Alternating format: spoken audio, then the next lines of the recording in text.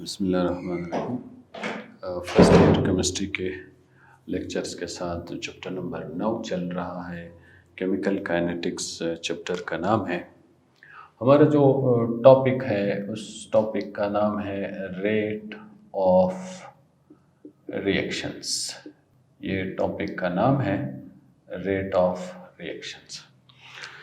हमने आज ये देखना है कि ये रेट ऑफ रिएक्शंस क्या होते हैं और इन रेट ऑफ रिएक्शंस का हमारे लाइफ में क्या असर है और हम इनको कहाँ तक हमारे डेली रूटीन में इनका कोई यूज़ है या नहीं है, ये सारी बातें हमने देखनी है। पहली बात तो यह है कि हमें ये मालूम होना चाहिए कि रेट का क्या मतलब है।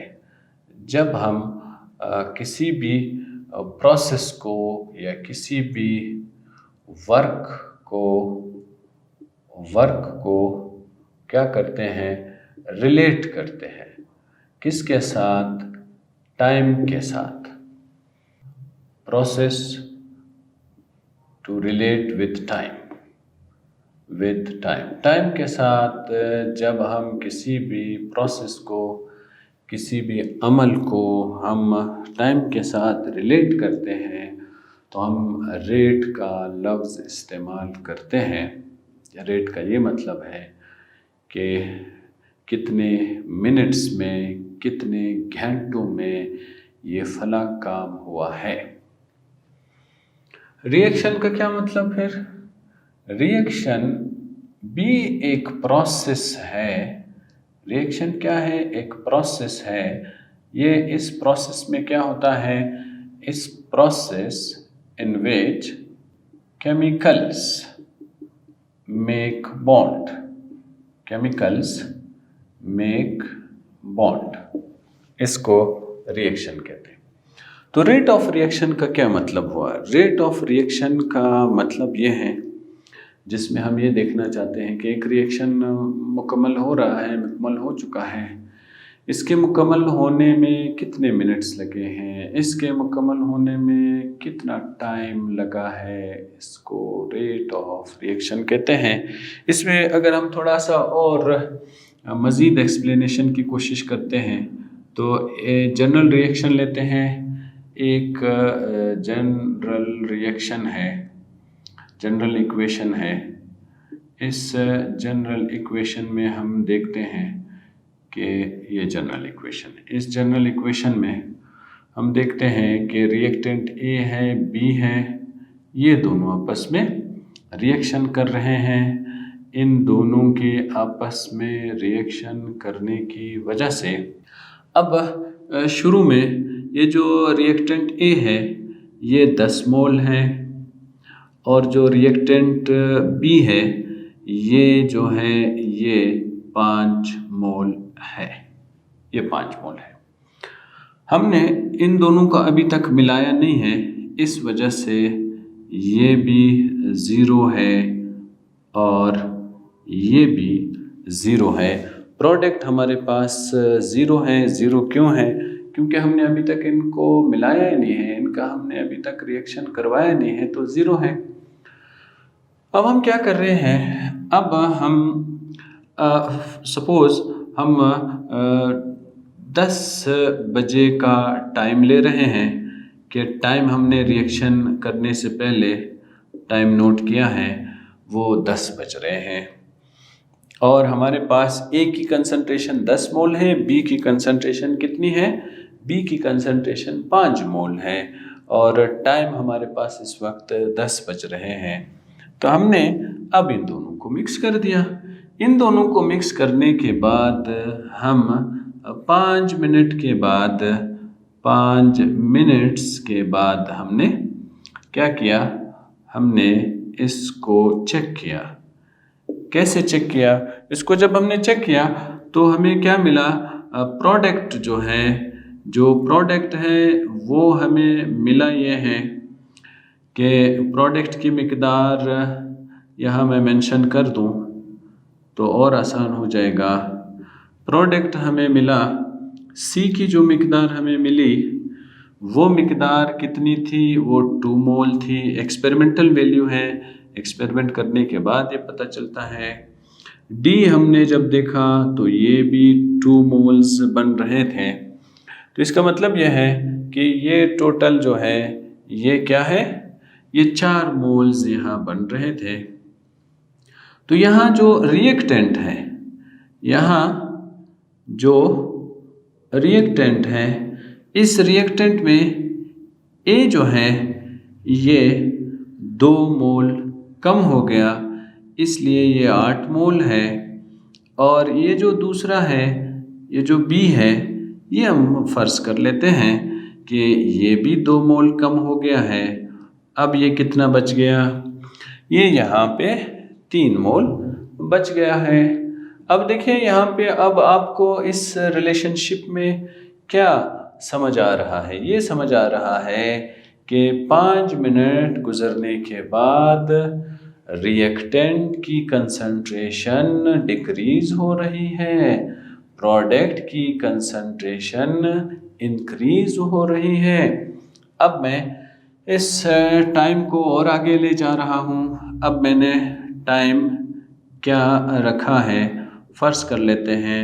अब हमने टाइम बहुत देर के बाद फिर हमने चेक किया। अब कितने मिनट टोटल स्टार्टिंग से गुज़र गए, 20 मिनट गुज़र गए हैं। इस दौरान अगर मैं रिएक्टेंट को चेक करता हूँ तो रिएक्टेंट को चेक करने से ए जो है, ए कितना बच गया है, 2 मोल बच गया है। बी कितने मोल्स बच गए हैं, बी 1 मोल बच गया है। यहाँ पे अगर हम प्रोडक्ट में देखते हैं तो प्रोडक्ट में हमें क्या मिलता है, प्रोडक्ट में हमें मिलता है कि सी में, प्रोडक्ट में हम ये देखते हैं कि जो सी है, सी में 8 मोल्स हैं, सी में 8 मोल्स हैं। और डी में अगर हम देखते हैं तो डी में 4 मोल्स हैं। यहाँ पे देखें, यहाँ पे हमें ये बात अब समझ आने लगी है कि टाइम के गुज़रने के साथ साथ रिएक्टेंट की कंसंट्रेशन कम होती जा रही है और प्रोडक्ट की कंसंट्रेशन बढ़ती जा रही है। टाइम में चेंज आ रहा है, रिएक्टेंट के कंसंट्रेशन में भी चेंज आ रहा है, प्रोडक्ट के कंसंट्रेशन में भी चेंज आ रहा है। जब हम इन दोनों वैल्यूज़ को, टाइम और कंसंट्रेशन को, ये एक दूसरे के साथ डिवाइड करते हैं, पर यूनिट टाइम हम वैल्यूज़ लेते हैं, इसको रेट ऑफ रिएक्शन कहते हैं। Rate of reaction, rate of reaction, the change in concentration of reactant or product, the change in concentration of reactants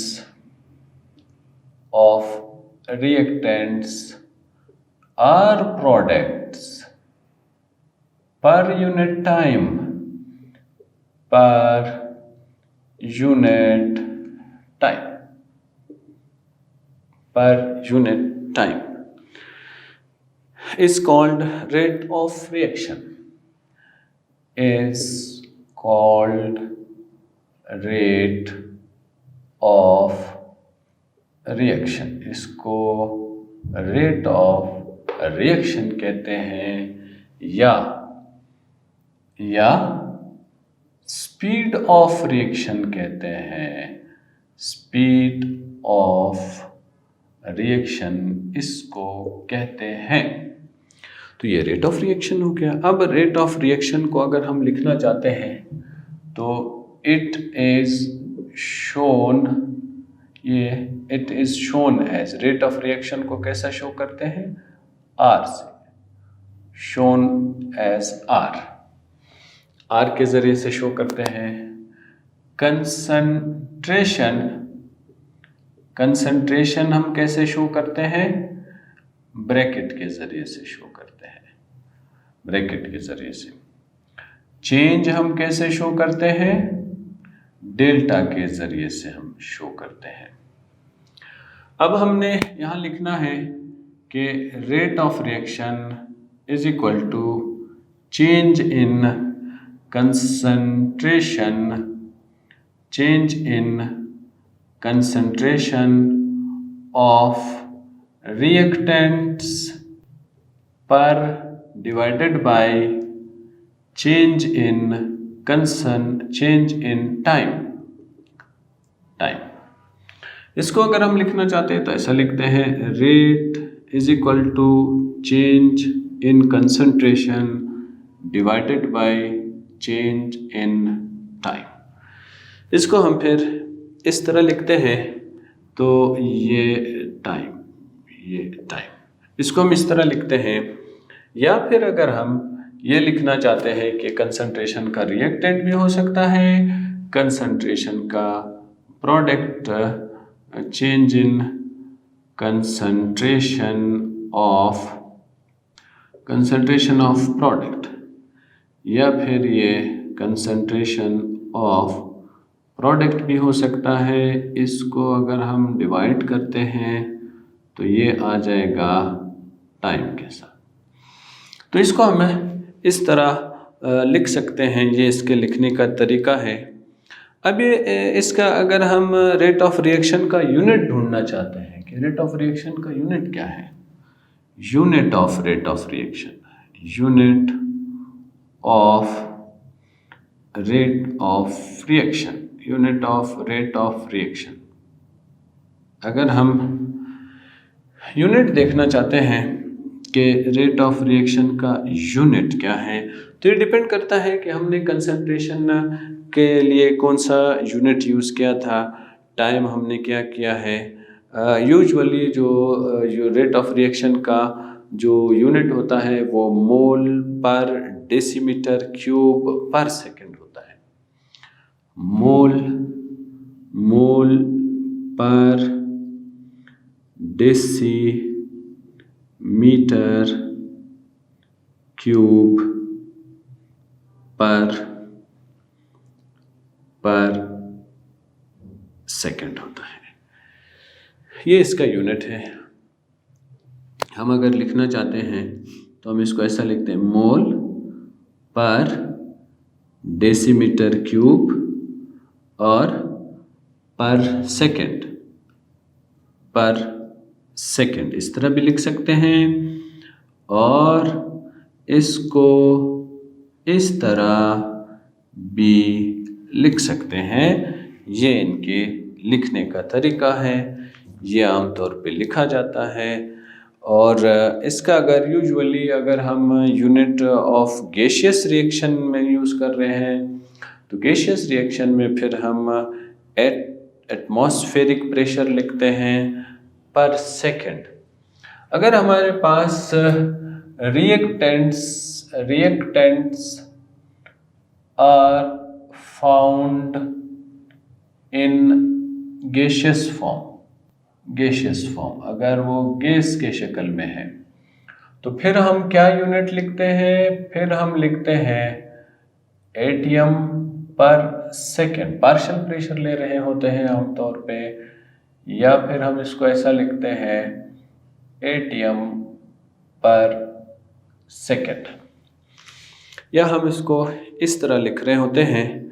ये सारे का सारा हो जाता है। अगर हम देखते हैं कि एक जनरल रिएक्शन लिखना चाहते हैं, उस जनरल रिएक्शन में हम अगर एक्स एक्सिस और वाई एक्सिस पर कोई ग्राफ प्लॉट करते हैं तो ये जनरल इक्वेशन मैंने लिख दिया। जनरल इक्वेशन हम देखना चाह रहे हैं, इसमें ए है और बी है।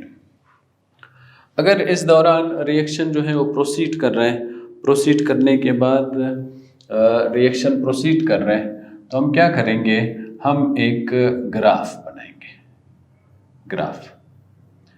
ये ग्राफ बना दिया और ये इस तरह का ग्राफ एक्स एक्सिस और वाई एक्सिस पर आ जाएगा। यहाँ पर हम अगर टाइम ले रहे हैं, यहाँ पर हम अगर टाइम ले रहे हैं और यहाँ पर हम अगर कंसंट्रेशन ले रहे हैं, टाइम भी ले रहे हैं और कंसंट्रेशन भी ले रहे हैं।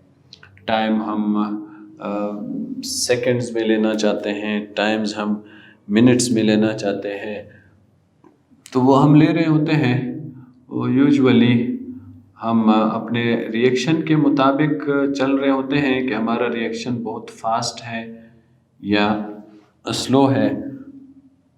अगर बहुत फास्ट है, अगर फास्ट है और इस तरह फास्ट है जिसको मॉडरेट का नाम दे रहे हैं, तो फिर हम इसको सेकंड्स में लेते हैं। जब कंसंट्रेशन ग्रेटर होता है तो हम रिएक्टेंट्स आहिस्ता आहिस्ता ये देखें ये कम होते जा रहे हैं और ऐसे कम होते होते फिर एक लेवल ऐसा आता है कि ये इस तरह का एक ग्राफ बना देते हैं।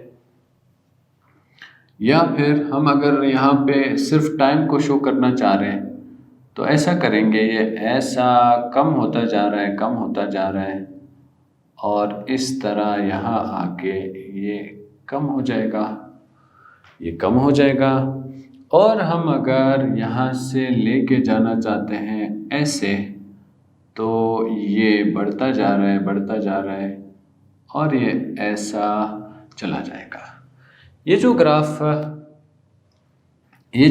है ये प्रोडक्ट के लिए है और ये जो ग्राफ है, ये जो हिस्सा है ये रिएक्टेंट्स के लिए है, ये रिएक्टेंट्स के लिए है और ये वाला जो हिस्सा है ये प्रोडक्ट्स के लिए है। यहाँ पे हमें ये बताया जा रहा है, यहाँ पे अगर हम कंसंट्रेशन लेते हैं मोल पर डेसीमीटर क्यूब, मोल पर डेसीमीटर क्यूब में हम कंसंट्रेशन ले रहे हैं। तो शुरू में देखें कंसंट्रेशन ग्रेटर है, लेकिन टाइम के गुजरने के साथ साथ इसका कंसंट्रेशन कम होता जा रहा है, तो रिएक्टेंट का कंसंट्रेशन कम होता जा रहा है। 30 सेकेंड्स के गुजरने पर रिएक्शन बिल्कुल ही ज़ीरो के करीब आ गया है और यहाँ पे प्रोडक्ट देखें आहिस्ता आहिस्ता बढ़ता जा रहा है। 30 सेकेंड्स के गुजरने के साथ साथ ये जो प्रोडक्ट है ये बिल्कुल मैक्सिमम लेवल पर पहुंच गया है। तो ये चेंज जो आ रहा है और हम इसको टाइम के साथ अगर कंपेयर कर रहे हैं, इसको रेट ऑफ रिएक्शन कहते हैं। हमारे पास जो रेट ऑफ रिएक्शन है उनके दो टाइप्स हैं, types of rate of reaction, types of rate of reaction, rate of reaction, rate of reaction के टाइप्स हम देखते हैं। रेट ऑफ रिएक्शन के हमारे दो टाइप्स हैं, there are two types, rate of reaction के दो टाइप्स हैं। एक को कहते हैं इंस्टेंटेनियस रेट ऑफ रिएक्शन और दूसरे को कहते हैं average rate of reaction. Instantaneous rate of reaction एक को कहते हैं rate of reaction, instantaneous rate of reaction. दूसरे को हम कहते हैं average rate of reaction, average rate of reaction, दूसरे को एवरेज रेट ऑफ रिएक्शन कहते हैं। अब हम ये देखने जा रहे हैं कि ये जो इंस्टेंटेनियस रेट ऑफ रिएक्शन है ये किसे कहते हैं, इसका क्या मतलब है, यहाँ पे हम क्या बताना चाह रहे हैं, यहाँ पे हम क्या देखना चाह रहे हैं। इसका ये मतलब है कि अब ये देखें यहाँ पे जो रिएक्शन है, हम सपोज कर लेते हैं कि मैं इधर एक जनरल इक्वेशन बना देता हूँ, जनरल इक्वेशन बना देता हूँ। ये जो जनरल इक्वेशन है ये ऐसा करता हूँ, ए जो है ये रिएक्टेंट के लिए शो करता हूँ और बी जो है वो प्रोडक्ट के लिए शो करता हूँ, बी जो है वो प्रोडक्ट के लिए शो करता हूँ।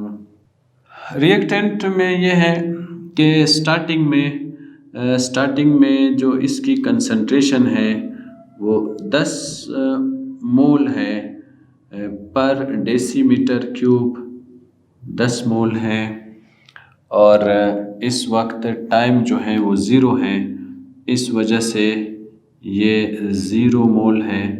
जब टाइम भी हम स्टार्टिंग टाइम हमने अभी तक स्टार्ट नहीं किया है, तो इसलिए यहाँ पे टाइम को भी 0 रखा है। अब थोड़ा सा टाइम गुजर गया, टाइम जो है यहाँ पे 10 मिनट गुजरे।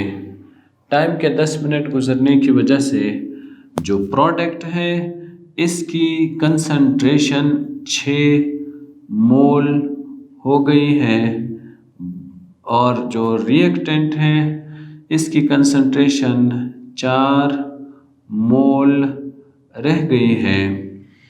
इसके बाद फिर टाइम थोड़ा सा गुजरा, टाइम गुजरने के बाद ये जो है ये टाइम आ गया है, कहाँ आ गया, तकरीबन 20 मिनट, स्टार्टिंग के 20 मिनट बाद।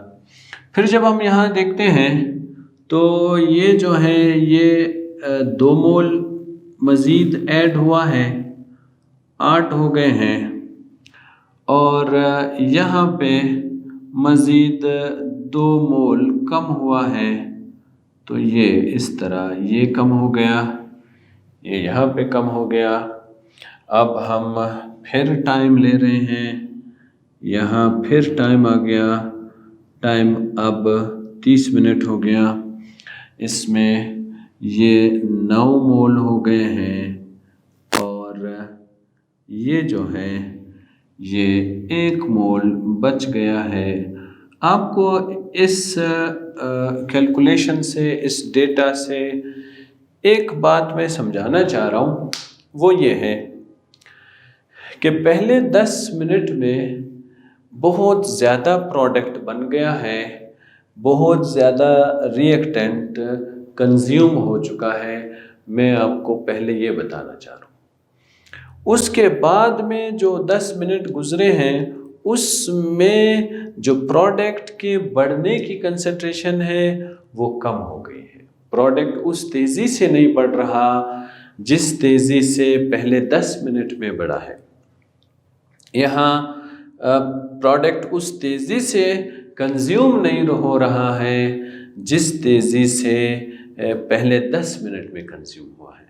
बिल्कुल इसी तरह जो आखिरी 10 मिनट लगे हैं इसमें प्रोडक्ट उस तेज़ी से नहीं बना है जिस तेज़ी से पहले 10 मिनट्स में बना है, और इसी तरह उस तेज़ी से कम नहीं हुआ है जिस तेज़ी से पहले मिनट्स में ये कम हुआ है।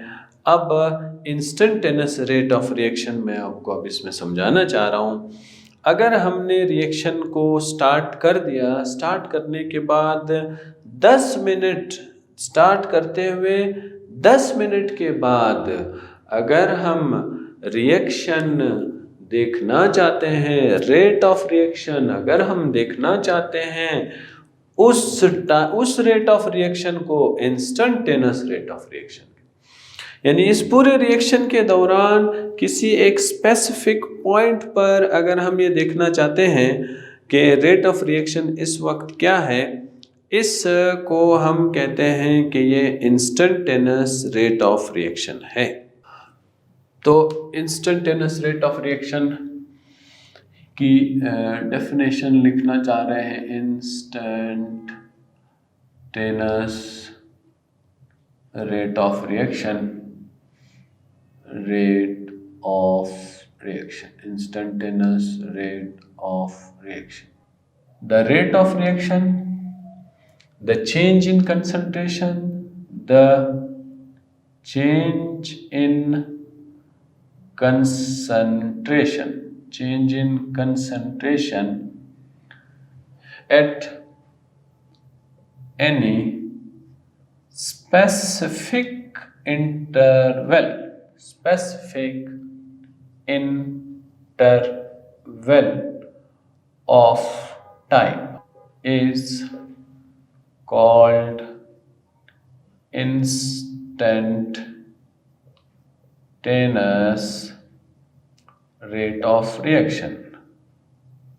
Rate of reaction किसी स्पेसिफिक टाइम में अगर हम ये देखना चाह रहे हैं कि उस स्पेसिफिक टाइम में रेट ऑफ रिएक्शन क्या होता है, तो इंस्टेंटेनियस रेट ऑफ रिएक्शन को हम अगर कैलकुलेट करना चाहते हैं, इसको फिर इस तरह कैलकुलेट करते हैं। इंस्टेंटेनियस रेट को कैलकुलेट करना चाह रहे हैं तो हम इस तरह लिखते हैं, change in concentration of A per unit time. हम फिर इस तरह लिखते हैं कि जो चेंज आ रहा है वो जो है वो क्या है, या हम फिर इस तरह लिखते हैं कि जो चेंज आ रहा है बी में, जो चेंज बढ़ रहा है, जो बी की क्वांटिटी बढ़ रही है वो हम देख रहे होते हैं। तो ये हम लिख देते हैं कि ए और बी, इसको इंस्टेंटेनियस रेट ऑफ रिएक्शन कहते हैं। तो यहाँ पे जो डी शो कर रहा है, डी जो है, डी ये शो कर रहा है very little change, minor change को शो कर रहा है, माइनर चेंज को शो कर रहा है ये माइनर।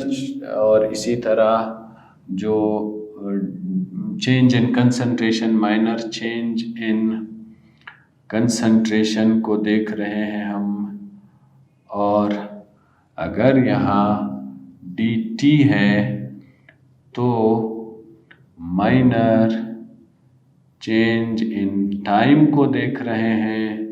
माइनर चेंज में जब हम ये चीज़ें साथ साथ देख रहे होते हैं उसको जो है इंस्टेंटेनियस रेट ऑफ रिएक्शन कहते हैं। यहाँ पे माइनस लिखने का मकसद ये है, यहाँ पे माइनस लिखने का मकसद ये है कि इसका ये मतलब है कि concentration of reactant decrease, reactant की कंसंट्रेशन डिक्रीज हो रही है। और अगर हम यहाँ B के साथ देखते हैं तो हम लिखते हैं कंसंट्रेशन ऑफ प्रोडक्ट इंक्रीज हो रहा है, ये रिएक्टेंट डिक्रीज हो रहा है और प्रोडक्ट यहाँ इंक्रीज हो रहे हैं। इस वजह से हम इसको प्लस और माइनस में लिख रहे होते हैं। दूसरा आ जाता है एवरेज रेट ऑफ रिएक्शन। दूसरा क्या है? दूसरा है एवरेज रेट ऑफ रिएक्शन। दूसरा आता है average rate of reaction. Average rate of reaction में हम फिर ये देखते हैं कि टोटल जो चेंज आया है, जो शुरू से लेकर आखिर तक जो चेंज आया है, उस टोटल चेंज को हम टोटल टाइम के साथ डिवाइड कर रहे थे। अब देखें यहाँ पे जो रिएक्टेंट में जो टोटल चेंज आया है वो टोटल चेंज कितना आया है, कितना कंज्यूम हुआ है? 9 मोल्स कंज्यूम हुआ है। हम इन 9 मोल्स को जो टोटल टाइम में जो चेंज आया है वो कितना आया है? 0 से लेकर 30 तक। इसका मतलब है 30 चेंज आया। 30 सेकेंड्स हम अगर लेना चाहते हैं तो बहुत कम हो जाएगा। 30 मिनट्स अगर हम ले लेते हैं तो हमारे कैलकुलेशंस में हमें समझने में आसानी हो जाएगी। जब हम इन दोनों वैल्यूज़ को डिवाइड करते हैं तो उसका जो जवाब आता है उस जवाब को कहते हैं एवरेज रेट ऑफ रिएक्शन। इसको लिखते हैं the type of rate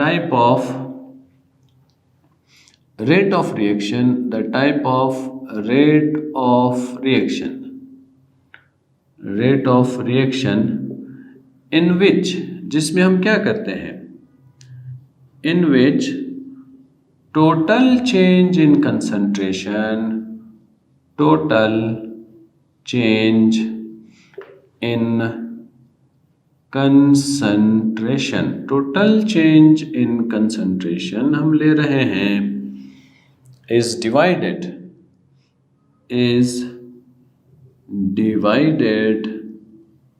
by total change in time, हम टोटल चेंज इन टाइम ले रहे हैं, तो इसको फिर हम एवरेज रेट कहते हैं। तो अगर हम यहाँ लिखते हैं average rate of reaction, average rate of reaction लिखते हैं, तो फिर हम यहाँ लिखेंगे total change in concentration, total change in concentration divided by total change in time. यहाँ टाइम लिखेंगे और यहाँ कंसंट्रेशन लिखेंगे। इसको क्या कहते हैं? इसको कहते हैं, शुरू में जो इंस्टेंटेनियस रेट ऑफ रिएक्शन होता है वो हायर होता है एवरेज रेट से। स्टार्टिंग में क्या होता है? In the beginning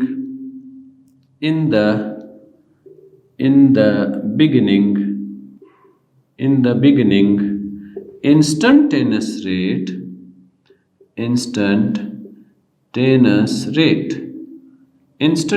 rate greater होता है than average. Instantaneous rate greater होता है देन एवरेज रेट। उसके बाद फिर इंस्टेंटेनियस रेट कम हो जाता है, एवरेज रेट बढ़ जाता है। ये जो है ये एवरेज रेट ऑफ रिएक्शन की बात है। इसमें हमने रेट ऑफ रिएक्शंस को स्टार्ट किया है, जहाँ पे हमने ये पढ़ना है कि रेट ऑफ रिएक्शन, हमने ये देखा है कि रेट ऑफ रिएक्शन क्या चीज़ होती है। रेट ऑफ रिएक्शन जो है ये चेंज इन कंसंट्रेशन है। आपको मालूम है कंसंट्रेशन का मतलब ये है कि मोल पर यूनिट वॉल्यूम, इसको कंसंट्रेशन कहते हैं, या the amount of solute dissolved पर लीटर ऑफ सोल्यूशन, इसको कंसंट्रेशन कहते हैं। अगर आप कहते हैं कि कंसंट्रेशन क्या है, कंसंट्रेशन जो है, concentration is number of moles per unit volume। Number of moles per unit volume को हम क्या कहते हैं? हम इसको कंसंट्रेशन कहते हैं। तो ये क्या है? ये कंसंट्रेशन। तो कंसंट्रेशन ऑफ रिएक्टेंट जो आपस में मिल रहे हैं उसमें जो चेंज आ रहा है उसको हम पर यूनिट टाइम से देखते हैं, या change in concentration of product, उसको हम अगर पर यूनिट टाइम से देखते हैं, इसको रेट ऑफ रिएक्शन कहते हैं या इसको स्पीड ऑफ रिएक्शन कहते हैं। इसको आम तौर पे हम अगर लिखते हैं तो आर से लिखते हैं, और अगर हम कंसंट्रेशन का साइन यहाँ लिखते हैं तो ये ब्रैकेट होता है। जब भी ब्रैकेट में लिखा हुआ होता है इसका मतलब ये है कि हम इसको कंसंट्रेशन पढ़ रहे हैं, और जब भी ये डेल्टा के शक्ल में लिखा हुआ होगा तो फिर इसको चेंज हम पढ़ रहे हैं। तो rate of change in concentration of reactant और चेंज इन टाइम, ये बिल्कुल इसी तरह डेल्टा लिखते हैं, फिर सी लिखते हैं। सी कंसंट्रेशन है, कंसंट्रेशन ऑफ रिएक्टेंट के लिए है। या फिर जब हम डिवाइड करते हैं डेल्टा स्मॉल टी लिखते हैं। स्मॉल टी जो है वो टाइम के लिए है, अगर हम कैपिटल टी लिखते हैं वो टेम्परेचर के लिए है। तो यहाँ चूँकि हम टाइम की बात कर रहे हैं इसलिए स्मॉल टी लिखते हैं। तो रेट जो है वो concentration of product divided by delta time, इसको रेट ऑफ रिएक्शन भी कहते हैं, इसको स्पीड ऑफ रिएक्शन भी कहते हैं। Unit of rate of reaction अगर हमने देखना है कि इसका यूनिट क्या है, तो हम चूंकि कंसंट्रेशन जब भी लेते हैं तो कंसंट्रेशन किस में, नंबर ऑफ मोल्स के लिए हम क्या लिखते हैं, मोल। फिर पर वॉल्यूम को क्या लिखते हैं हम, पर डेसीमीटर क्यूब, क्योंकि वॉल्यूम को हम लीटर पे लेते हैं या डेसीमीटर क्यूब में लेते हैं, इस वजह से इसको मोल पर डेसीमीटर क्यूब लिखते हैं। मोल पर डेसीमीटर क्यूब यहाँ लिखते हैं और इसके लिखने के दो तरीके हैं जो कि यहाँ ऊपर और नीचे लिखे हुए। रिएक्टेंट अगर गैसियस फॉर्म में मौजूद है, इसका अगर हम देखना चाहते हैं, क्या देखना चाहते हैं, यूनिट देखना चाहते हैं, तो फिर हम गैसेस का जो प्रेशर होता है, जो पार्शियल प्रेशर होता है, उसको आम तौर पे हम एटीएम में लेते हैं, क्योंकि एटीएम जो है एसआई यूनिट है, इस वजह से इसको एटीएम में लेते हैं, एटीएम पर सेकंड, या इसको इस तरह लिख देते हैं, या फिर इसको लिखने का ये तरीका होता है। जनरल इक्वेशन ले रहे हैं हम, यहाँ ए शो कर रहे हैं कि रिएक्टेंट है और बी शो कर रहे हैं कि ये प्रोडक्ट है। अब हम अगर एक ग्राफ बनाना चाहते हैं तो इस ग्राफ में हमने क्या करना है, इस ग्राफ में हमने जो एक्स एक्सिस है, इस एक्स एक्सिस पर टाइम लेते हैं और वाई एक्सिस है, वाई एक्सिस पर हम कंसंट्रेशन लेते हैं। और शुरू में जब हम देख रहे होते हैं कि रेट ऑफ जो रिएक्टेंट है वो बहुत तेज़ी से कन्वर्ट होता जा रहा है प्रोडक्ट में, तो ये प्रोडक्ट तेज़ी से बनता जा रहा है, लेकिन आहिस्ता आहिस्ता जब हम टाइम गुजरता चला जाता है तो रिएक्टेंट और प्रोडक्ट के तेज़ी से कन्वर्जन में चेंज आ जाता है। तो ये उस तेज़ी से कन्वर्ट नहीं हो रहे होते हैं और उस तेज़ी से टाइम में भी चेंज नहीं आ रहा होता है। रेट ऑफ रिएक्शन के कितने टाइप्स हैं? रेट ऑफ रिएक्शन के दो टाइप्स हैं। इनमें से एक टाइप का नाम इंस्टेंटेनियस रेट ऑफ रिएक्शन है और दूसरे टाइप का जो नाम है वो है एवरेज रेट ऑफ रिएक्शन है। अगर हम कोई जनरल इक्वेशन लिख रहे हैं, उस जनरल इक्वेशन में अगर मैं ये इक्वेशन यहाँ लिख देता हूँ कि ए और बी, तो ये अगर मैं यहाँ लिख देता हूँ, ये मैंने जनरल इक्वेशन लिख दिया, ये जनरल इक्वेशन है। अब इसमें अगर हम लिखते हैं कि जो रिएक्टेंट है शुरू में उसकी कंसंट्रेशन बहुत तेज़ी से प्रोडक्ट में कन्वर्ट हो रही है, लेकिन और इसी तरह जो प्रोडक्ट है वो भी शुरू में स्टार्टिंग में बहुत तेज़ी से प्रोडक्ट में कन्वर्ट हो रहा है, लेकिन वक्त के गुज़रने के साथ साथ इनके स्पीड में फ़र्क आ रहा है। स्पीड में क्यों फ़र्क आ रहा है? क्योंकि कोलिजन में फ़र्क आ रहा है। जब इनकी कंसंट्रेशन ज़्यादा होती है तो एटम्स आपस में बहुत तेज़ी से कोलाइड कर रहे होते हैं। जितने तेज़ी से कोलाइड कर रहे होते हैं वो उतने तेज़ी से प्रोडक्ट में कन्वर्ट हो जाते हैं। और शुरू में चूंकि इनकी कंसंट्रेशन ग्रेटर होती है, इस ग्रेटर होने की वजह से इनकी कोलिजन जो है वो भी ग्रेटर होती है। जब कोलिजन ग्रेटर होती है तो फिर प्रोडक्ट तेज़ी से बन रहा होता है, लेकिन आहिस्ता आहिस्ता जो ही कंसंट्रेशन रिएक्टेंट का कम होना शुरू हो जाता है तो इनके बीच में जो कोलिजन है वो कोलिजन आहिस्ता हो जाता है। आहिस्ता होने की वजह से प्रोडक्ट का रफ्तार भी इंक्रीज़ होने में कमी आती है, रिएक्टेंट के रफ्तार भी डिक्रीज़ होने में कमी आती है। इस वजह से ये अगर हम किसी एक स्पेसिफिक टाइम इंटरवल को हम ले रहे हैं और ये देखना चाहते हैं कि कितना चेंज आया है, उस चेंज को इंस्टेंटेनियस रेट ऑफ रिएक्शन कहते हैं। इसको यहाँ पे स्मॉल डी लिखते हैं। स्मॉल डी से यहाँ मुराद ये है कि ये माइनर चेंज इन कंसंट्रेशन है, या फिर जो डी लिखते हैं small D minor change in time है, ये इनके चेंज के लिए आता है। फिर हम एवरेज रेट ऑफ रिएक्शन लिखते हैं। एवरेज रेट ऑफ रिएक्शन में type of rate of reaction in which total change in concentration is divided by total change in time।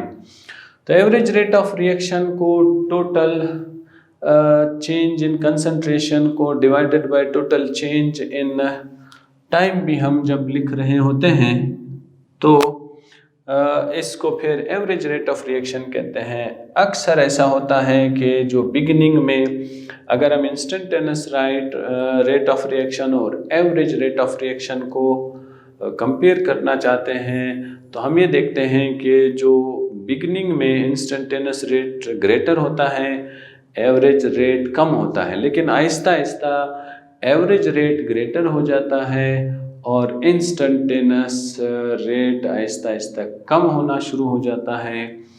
ये सारी की सारी तफसील इस टॉपिक से रिलेटेड है। अल्लाह हाफिज़।